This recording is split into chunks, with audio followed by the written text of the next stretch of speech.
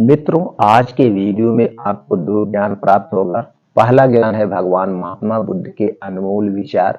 उसके बाद जानते हैं स्वास्थ्य से संबंधित बहुत ही महत्वपूर्ण जानकारी। जैसे दोस्तों आप लोग जानते हैं हमारे चैनल पर दो टाइप की जानकारी मिलती है। एक मिलता है आयुर्वेद का संपूर्ण ज्ञान, कौन सी दवा किस रोग में काम आती है, कितनी मात्रा में लेना है, कैसे लेना है। और दूसरा दोस्तों, हमें कुछ ऐसे घरेलू नुस्खे को जानते हैं जिस घरेलू नुस्खे को अपना करके अपने सभी बीमारी को ठीक कर सकते हैं, वो भी सेफली बिना किसी नुकसान के। और दोस्तों क्या मिलता है, भगवान महात्मा बुद्ध के अनमोल विचार जानने को मिलता है। इसलिए दोस्तों हमें भी अपने फैमिली का सदस्य बनाइए। इसके लिए आपको चैनल को सब्सक्राइब करके बेल आइकॉन का बटन ऑन करना है, जिससे हर एक वीडियो की नोटिफिकेशन आप तक पहुंचती रहे। और दोस्तों वीडियो देखने के बाद अपने यार दोस्त मित्रों के साथ जरूर शेयर करिएगा। उन लोग भी स्वास्थ्य से संबंधित सही सही जानकारी अपनाएं, अपने और अपने पूरे परिवार को स्वस्थ व निरोग बनाएं।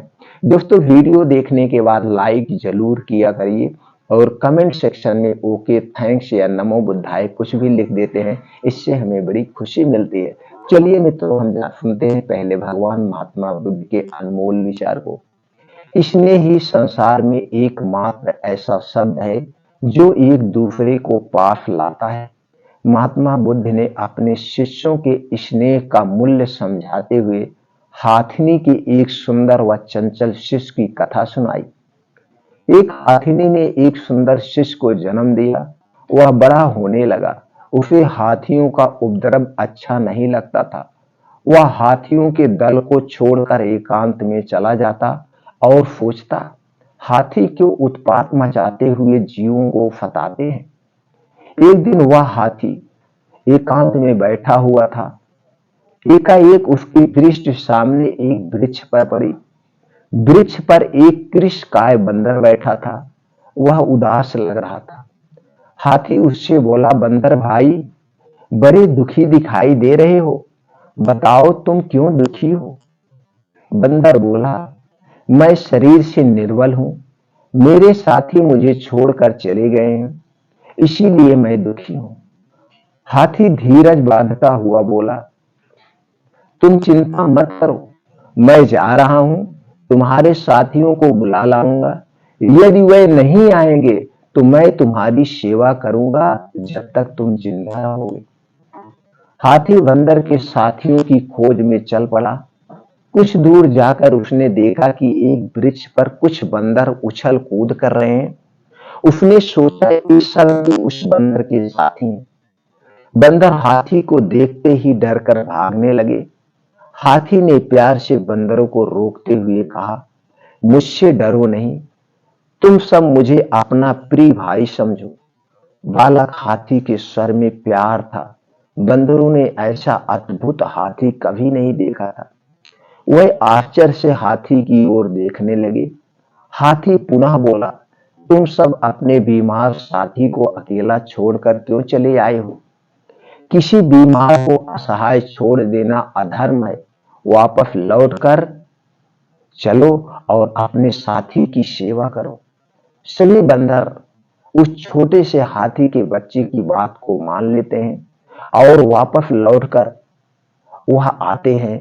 उस दुखी बंदर से कहा, मैं तुम्हारे साथियों को ढूंढ लाया हूं, अब ये सभी तुम्हें छोड़कर नहीं जाएंगे।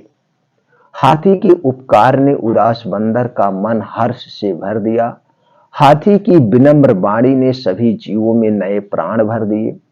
जो प्यार से बोलता है, दूसरों का उपकार करता है, उसकी पूजा सभी लोग करते हैं। दोस्तों इस छोटी सी कहानी से आपको क्या ज्ञान प्राप्त हुआ, हमें कमेंट सेक्शन में जरूर बताइएगा।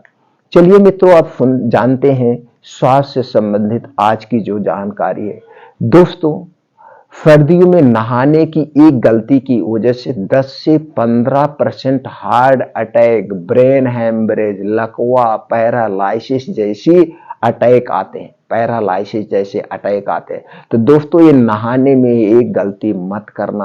वो गलती कौन सी है आज हम इस वीडियो में जानेंगे। और ये भी जानेंगे मित्रों, सर्दी हो या गर्मी हो, नहाने का कौन सा तरीका अपनाना चाहिए। आज हम वो तरीका भी आपसे शेयर करेंगे। और ये भी जानेंगे मित्रों, हमें सर्दी में किस पानी से नहाना चाहिए, गर्म पानी से कि ठंडा पानी से, गर्म पानी से नहाने के क्या नुकसान है, ठंडा पानी से नहाने के क्या नुकसान है, फिर हमें कौन से पानी से नहाना चाहिए, इसके बारे में हम जानेंगे। तो चलिए सबसे पहले जानते हैं नहाने का सही तरीका। दोस्तों, गर्मी हो या ठंडी हो, आप घर पे नहाए, बाथरूम में नहाए, नदी में नहाए, तालाब में नहाए, सीवर में नहाए, कहीं पे भी नहाए, लेकिन यही तरीके से आपको नहाना चाहिए। सबसे पहले आप एक मग्गा पानी भरिए या बाल्टी में पानी लीजिए। तो मग्गे से पानी से हाथ भिगो भिगो कर पहले अपने दोनों हाथ को भिगो डालिए, पूरा दोनों हाथ ऐसे हाथ बोरिए और दोनों हाथ को बाजू तक भिगो दीजिए। उसके बाद एक पैर को पूरा यहाँ कमर तक भिगोइए, दूसरे पैर को कमर तक भिगोइए, मतलब दोनों पैर को कमर तक आपको भिगोना है, ऐसे हाथ भिगो भिगो के। उसके बाद दोस्तों मुंह को धोना है, मुंह धुल दीजिए ऐसे हाथ भिगो के। फिर उसके बाद पूरे शरीर को आप हाथ भिगो भिगो के नीचे की तरफ से पूरे शरीर को गले तक हाथ भिगो करके ऐसे पूरे शरीर को भिगो देना है। पूरा शरीर जब आपका सही ढंग से भीग जाए, उसके बाद आप अपने सर को भिगोना है, ऐसे हाथ भिगो भिगो कर अपने बाल को पूरा ऐसे भिगोइए हाथ से।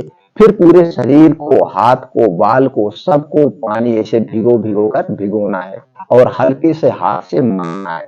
इसके बाद दोस्तों आपको क्या करना है, आपको एक मग पानी लेना है। पहले सबसे पहले बाएं कंधे की तरफ से डालना है, फिर सॉरी पहले दाहिने कंधे की तरफ से डालना है, फिर बाएं कंधे की तरफ से डालना है। फिर दोनों तरफ से दो दो मग्गा पानी आप डाल के गले के नीचे से पूरा स्नान करना है। जब गले के नीचे से पूरा स्नान हो जाए, इसके बाद आपको सर में पानी डालना है। लास्ट में आप नहाने का सबसे उत्तम तरीका है। अगर अब कहेंगे आपके मन में विचार होगा, ये कोई बात है, हम चाहे जैसे नहाए, नहा तो रहे, नहीं, इसका रिफ्लेक्ट हो रहा है। दोस्तों, हमारे शरीर में कुछ ऐसी कोमल नसें होती हैं, ऐसी नाजुक नसें होती हैं, जो अब एकाएक हमारे शरीर पे जब पानी पड़ता है तो शरीर में एक कंपन होता है। शरीर के कंपन की वजह से कुछ नसों में सिकुड़ने के चांसेस आते हैं। या दोस्तों आप ऐसे अंदाज लीजिए, आपका शरीर कितना गर्म है, 37 डिग्री सेल्सियस गर्म रहता है, टेम्परेचर में रहता है। ऊपर से जब एक ठंडा पानी डालते हैं तो शरीर में एक कंपन होता है, जिसकी वजह से डिसबैलेंस हो जाता है। इसीलिए हमें सबसे पहले हाथ धोत को धुलना चाहिए। एक छोटे से बच्चे को जब आप स्नान कराइए या आप खुद नहाने जा रहे हैं, आप खड़े हैं, कोई पीछे से आए थोड़ा सा पानी का छींटा मारने, तो आप क्या होता है, एक चौंक जाते हैं, एक क्यों जाए। बच्चा भी उसी तरह से एकाएक उसको सर पे आप पानी डालिए, शरीर पे डालिए तो भी चूक जाता है। इसलिए आप नहाइए, बच्चे को नहाइए, छोटे से आदमी को नहाइए, बुजुर्ग नहाइए, कोई भी नहाइए, सबसे पहले यही नहाने का तरीका होना चाहिए। ये तो हो गया नहाने का सही तरीका। और जानते हैं सर्दी में किस पानी से नहाना चाहिए और किस पानी से नहीं नहाना चाहिए। तो सबसे पहले जानते हैं हमें ठंडे पानी से क्यों नहीं नहाना। दोस्तों, सर्दी में हमें ठंडे पानी से नहीं नहाना चाहिए। कैसे, हमने बताया, हमारे शरीर का टेम्परेचर लिमिट 37 डिग्री सेल्सियस हमेशा आता है। तो जब हम ठंडे पानी से नहाएंगे तो गर्म और ठंडे का कॉम्बिनेशन बिगड़ेगा, इससे हमारा कफ बिगड़ जाता है। और जब हम ठंडा पानी ऊपर सर के एक डालते हैं तो दोस्तों जैसे हमारे शरीर में जो कोमल नसें हमने बताया वो सिकुड़ने के चांसेस रहते हैं। तो ये हमें ठंडे पानी से कभी नहीं नहाना चाहिए। अब गर्म पानी से क्यों नहीं नहाना चाहिए वो जान लेते हैं। दोस्तों, हमें गर्म पानी से इसलिए नहीं नहाना चाहिए, जब हम गर्म पानी ऊपर सर पे एकाएक डालते हैं तो हमारे बाल टूटते हैं। सर पे कुछ ऐसी कोमल कोमल नसें होती हैं, पतली नाजुक नसें होती हैं, एकाएक जब उसमें पानी पड़ता है तो ब्लड गर्म है और दोस्तों ये पानी भी गर्म है, तो ऐसे सर्कुलेशन बहुत तेज हो जाता है। तो जब तेज होता है तो कहीं पे नसों में ब्लॉकेज होने के डर रहते हैं, फटने के चांसेस रहते हैं या नस सिकुड़ने के चांसेस रहते हैं। तो हमें गर्म पानी एकाएक सर पे नहीं डालना चाहिए, बाल झड़ता है, सर से संबंधित बीमारी होती है। और दोस्तों आंखों से संबंधित बीमारी होती है। मित्रों, आंखों से संबंधित, आंखें की रोशनी कम होती है, इसीलिए हमें गर्म पानी से कभी नहीं नहाना चाहिए। तो हमें किस पानी से नहाना चाहिए, हमें नॉर्मल पानी से नहाना चाहिए। जो धरती से पानी निकल रहा है, चाहे वो नल के माध्यम से आ रहा हो, चाहे वो मित्रों टुल्लू पंप के माध्यम से आ रहा है, नल को तुरंत चला करके आप उसी पानी से नहाइए। और नहाने का तरीका अपनाकर आप टुल्लू पंप चलाइए, उससे पानी जो आ रहा है उसी से आप नहाइए। आप जब वो पानी आता है धरती से आ रहा है, बहुत नीचे से आ रहा है, आप देखते हैं दोस्तों भाप निकलता है, गर्मी में आप देखिए पूरा भाप निकलता है। तो दोस्तों उसी पानी से हमें नहाना चाहिए। अगर आपको मन में विचार आ रहा हो किसी को जुकाम है, बुखार है, निमोनिया है, तो बच्चों को क्या करें, तो दोस्तों ऐसे आपको अगर जुकाम बुखार है तो आप मत नहाइए, आप हल्का सा कपड़ा भिगो करके अपने शरीर को पोंछ लीजिए। अगर आप नहाना ही चाहते हैं तो नॉर्मल पानी से नहाइए। उसे नॉर्मल पानी से कैसे नहाइए दोस्तों, ये जो पानी आपके घर पे है, इसी पानी में हल्का सा गर्म पानी 1-2 लीटर पानी गर्म करिए, उसमें थोड़ी सी तुलसी की पत्ती या नीम की पत्ती डाल के पानी को उबालिए, उस पानी को इस पानी के बाल्टी में मिला दीजिए। फिर आप देखिए जो नीचे से पानी आता है उसी टेम्परेचर में पानी हो गया, उसी टेम्परेचर में जब पानी हो जाए तो इसी पानी से आप नहा लीजिए।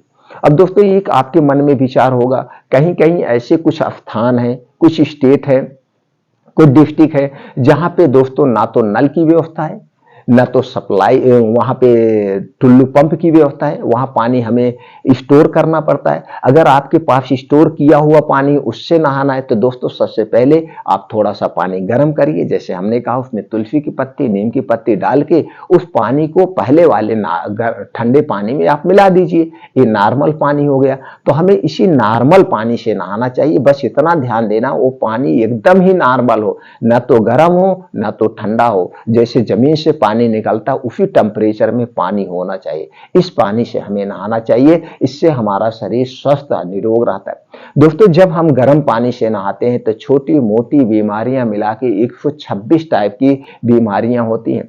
तो इसलिए इन छोटी मोटी बीमारियों से बचना है तो नहाने का ये तरीका अपनाएं, ना तो गर्म पानी से नहाए ना तो ठंडे पानी से नहाए, नॉर्मल पानी से नहाए सर्दियों में। इस सर्दियों के लिए है। अगर गर्मी में आपको नहाना है तो गर्मी में तो दोस्तों वैसे भी जो नीचे से पानी आता है वो ठंडा ही पानी आता है, उसी पानी से हमें नहाना चाहिए। हमेशा हमें जमीन से निकले हुए स्वच्छ पानी से नहाना चाहिए, ताजे पानी से नहाना चाहिए।